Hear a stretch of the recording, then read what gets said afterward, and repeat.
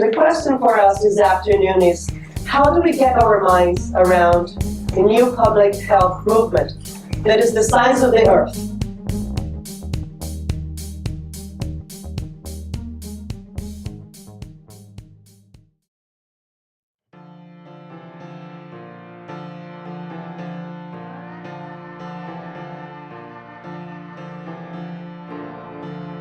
And I know that it's a bold statement to say sustainable development is not happening, but it's not happening. There is no discernible goal for which progress is enough to cover the achievement of the 2030. Even in the ones we have progress, like the poverty here and the industrialization, they need to speed up.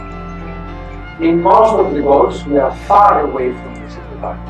And unfortunately, in 4 of them, and when most of them are connected to the environment, so sustainable cities and communities, responsible consumption production, life on Earth, which is ecosystems, and inequality, we have regressed actually, and especially when it comes to the environment.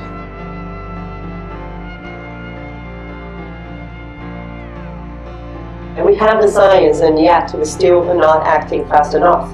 So how do we move from the knowledge to the action is the real challenge that we have. In this Asia-Pacific region, we have so many problems on air quality, and many people had died at a premature death.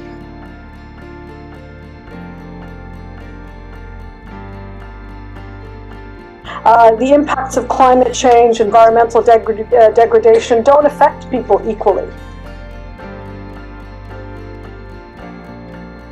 88% of the wealth that created the last year in this planet went to 1% of the population. What we face is a massive tragedy of the commons. Where do we go from here?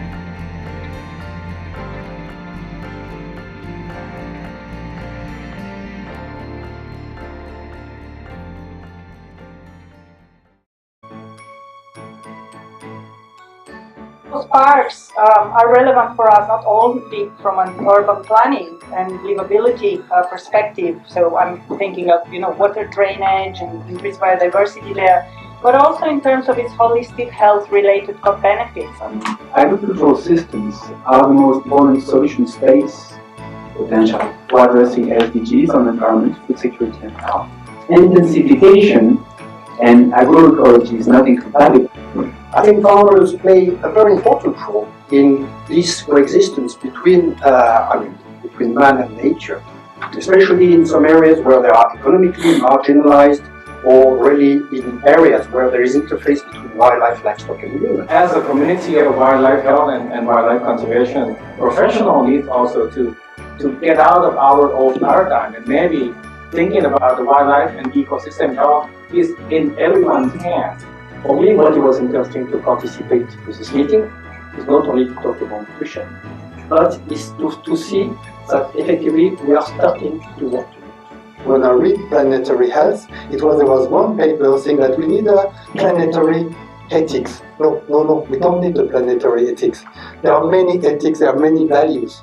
We need to understand these values, and we need to work with these different values and pluralism. As with the 2030 Agenda, planetary health demands really robust partnerships with the private sector, with civil society, with academia, with activists, with the UN family. As we have concentrated on building a sense of community, collaboration has exploded. We have seen the development of new courses, new degree programs, new faculty appointments, fellowships, research projects, seed grants. We have hundreds of next-generation scholars around the world passionate about these topics who are starting planetary health clubs at their home institutions. And if we have this kind of research, we can have the evidence and the data that's required to have a virtuous cycle that benefits both people and planet. Sustainable development is about choices, political choices, technical choices. Action is more likely to be effective, I think, when it's self-inspired. If you're going to make some sort of drastic change in how you live your life, it has to come from within. We need to see the systems in its reality. First of all, it's the natural environment and resources that provide the basis for our existence. As a political scientist, I don't see the option of staying home. You just have to believe that there's something to be done. And that's why we're here.